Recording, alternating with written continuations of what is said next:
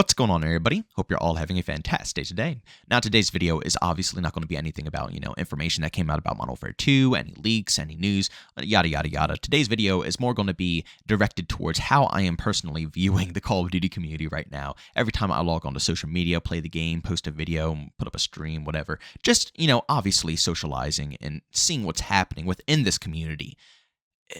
It's hitting a point that is kind of depressing in my personal opinion. But of course, before we go ahead and hop into the commentary, I do want to take a second to thank each and every one of you guys for all the recent support on this channel. We are pumping towards 40,000 subscribers, and it seems each and every day you guys have been basically enjoying the content more and more. Like I said, we've been trying to branch out, try a bit more variety, post more different games, things that, I am a tad bit more passionate about. But of course, in the past, I didn't really want to post because I was scared of the algorithm. I've been trying to break out of those boundaries and be a little bit more open with the channel. It's scary because obviously the algorithm is a little vicious, but of course, you guys have been helping me push through every step of the way, and like I said, I appreciate it more than you could possibly imagine. So of course, if you do enjoy today's video, make sure you leave a like, show a little love, and of course, if you hate the video, leave a dislike. Leave some feedback in the comment section. Help me become, better than how I am current date. And of course, I want to mention this as well, as I always do. If you do want a little extra content besides YouTube videos on this channel, I stream every day over on Twitch besides Sundays starting at 11 a.m. Eastern Time. It's great to socialize with me over there. I'm very active with chat. You can always squad up while we're playing live and in action. If you want to hop into Call of Duty lobbies, Battlefield lobbies, whatever we're playing, you can always squad up. It's honestly a blast over there. So of course, if you guys want to be a part of that, the link to that is in the description of this video. The way I'm going to go ahead and title this video is something of the sorts of COD is worse than politics or something of that sort. And the reason that I want to title it this way is because it is truthfully becoming facts. Politics is a very toxic scene. And yes, even though, it's needed to make sure everything stays, pretty stable, even though, it's a lot of crookedness, a lot of corruption, but still, regardless, at the end of the day, it's an important part of society, but it's just so ridiculously toxic. I hate everything about that environment because it's nothing but negativity, and there's no realistic mindsets. It's either you are strictly 1010% over there or you're strictly 1010% over there, and if any other side produces a good idea, a good topic, something that could actually be helpful, it will be completely shat upon. It's just how it is. It's realistically how it is. It doesn't matter what you like, who you care about. That's just how a lot of the mindsets work nowadays. I mean, in politics, you will literally lose family members. You will lose friends. You will lose relationships, all because of politics. I mean, I've even seen, relationships between parents and their children be absolutely cut later in life because of politics. It's absolutely insane. And Call of Duty is reaching that point.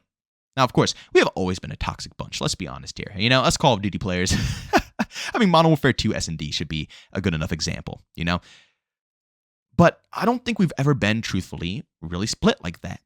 I mean, when I think back to OG CODs, I think, of just long lines from midnight releases. Some of my best relationships, best friendships, it came from Call of Duty. I have really gained awesome bonds with people because of this franchise. And the majority of them came from beefs. That's the funniest part about the majority of my friendships on COD came from us talking smack and like search and destroy something. And they grew into a friend and now we're homies, But that's God. Again, even though we fought, even though we were such a feisty bunch, even though we were angry all the time, the majority of the time, let's be honest here, I feel like we weren't completely split. Yes, both games had their own styles. The Modern Warfare series was drastically different from the Black Ops series and even World at War, But everybody respected one another to a certain degree. Infinity Ward fans didn't want to push over their whole mindset over to a Treyarch game, and all the Treyarch fans didn't want to push over their mindset over to the Infinity Ward games. Both sides respected that both games were different, both unique, and both had their own flow to them. Fast forward up to current date, that bond, that connection, has vanished. And like I said, we are now, it seems to me personally, completely split. And it's one of the main reasons why I personally don't think that we get much communication, many fixes or anything of that sort, because our feedback is always so jumbled. We don't hyper-focus on a core problem. It's always, once again, Treyarch fans wanting an Infinity Ward game to be more like Treyarch, and Infinity Ward fans wanting a Treyarch game to be more like Infinity Ward. Instead of hyper-focusing on things like maybe the minimap being a major fix, trying to get the ego of the developers in line, checked up, because they ignore us and they don't even bother taking any of our feedback seriously. Skill-based matchmaking still being a massive problem within Call of Duty, making sure every experience is, as expected as possible. It's never going to be unique. It's never going to be interesting. It's going to be the same exact competitive match, game after game after game. Absolutely killing any bit of enjoyment for any casual fan.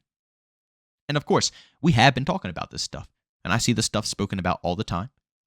But again, between these things are just massive flows of feedback of, once again, people who just want the game to not be like how the developers typically design a COD.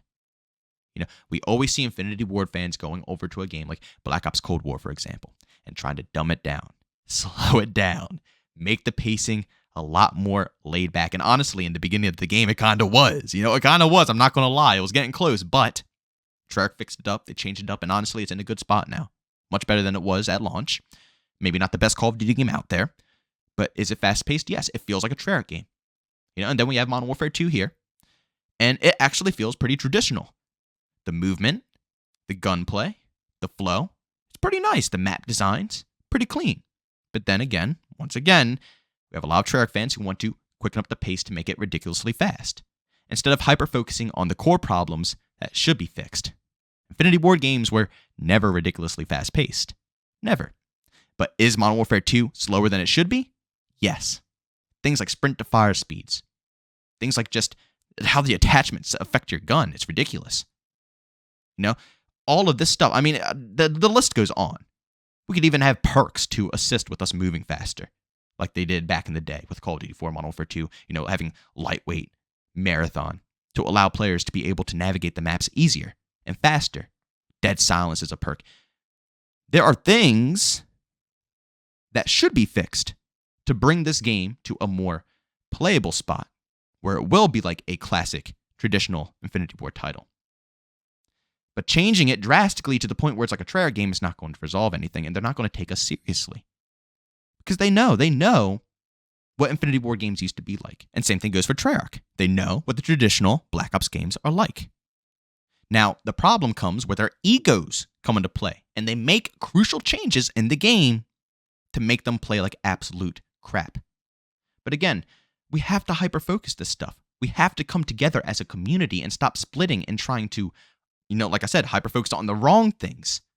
Because when we do that, we're not going to get an end goal with this title. And the worst part about it is, depending on the style of game that you like, people just can't accept you as an individual anymore. They won't want to be around you. They won't want to play with you. I even heard of some people deleting their own friends because of this matter. It's insane. Now, my friends don't really give that much of a crap about these games.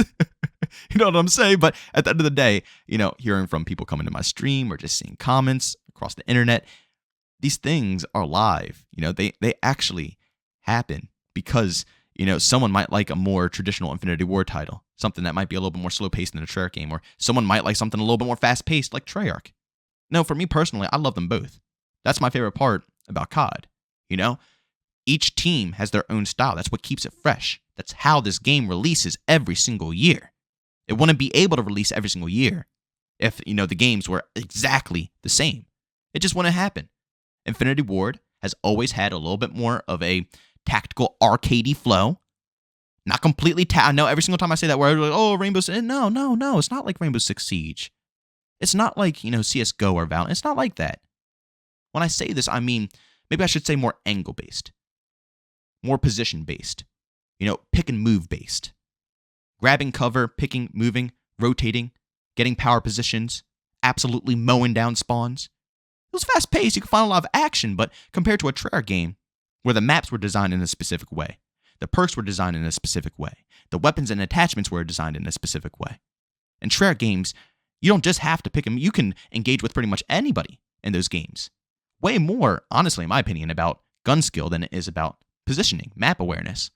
But again, it keeps the games fresh. It does. When a Treyarch game comes out, I know what to expect, and I'm ready for something new in that genre. And when an Infinity Ward game comes out, I'm ready, and I know what to expect in an Infinity Ward genre. But both these genres, both these styles, are being absolutely destroyed by the way they're handling the overall project. Between egos, skill-based matchmaking. Like I said, I don't want to list this over and over and over again, but like I said, we have to hyper-focus on the real problems here, ladies and gentlemen. And respect that these games aren't going to be like each other. Infinity Ward games aren't going to be like Treyarch, and Treyarch games aren't going to be like Infinity Ward. But they can be their best of their own form. Both Modern Warfare 2019 and Modern Warfare 2 2022 have all the potential to be one of the most top-tier Infinity Ward titles ever made, if they make the crucial changes to do so. But guess what never happens? Guess what crucial changes never occur? And guess what never happens either? The game doesn't become one of the best Infinity Ward titles. You know, same thing with Treyarch. They get so close.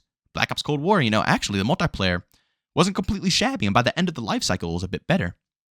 But, darn it, just perfect what the community is asking for and push. Just go absolutely bonkers with it. Again, it's hard to judge them because they've been given a lot less development time over the years. It's definitely difficult to judge them for that. So this next Treyarch game is going to be very interesting. I'm very curious to see if it's going to be good because they're going to have a full development cycle for this one. That's really going to truthfully tell. But at the end of the day, we as a community have to stick together and stop separating at the wrong times, the wrong places, the wrong situations, right? That's how we're going to be able to excel. That's how we're going to be able to hopefully one day see a better Call of Duty game, which, again, I know a lot of people are doubtful of, even me, because, these developers, God, it's so hard to break through, especially with Warzone being in progress right now, Geez, it's no point in even trying to get any good 6v6 content while Warzone 2 is out. But still, at the end of the day, each side needs to see a game respectfully for what it is, whether Infinity Ward developed it or Treyarch developed it, and then realistically look at what needs to be changed to improve the overall title compared to previous games. You have to understand, again, the Modern Warfare franchise is much more different than the Black Ops franchise.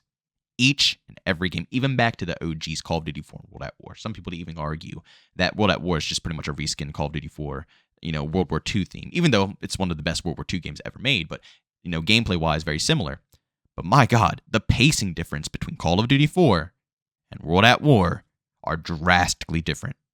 Call of Duty 4, I'm sitting here and getting absolutely beamed off of head glitches with an M16 stopping power. And of course, again, like I said back in the day, you did have ways to move faster, to flank, to rotate, not compared to current date where we don't have anything to assist a rusher. But still, that doesn't mean the gameplay was any less toxic back in the day with how people played, And then World at War, I'm sitting here sprinting around. Same game, like I said, same, it felt like same engine, same style, looked the same, just World War II theme.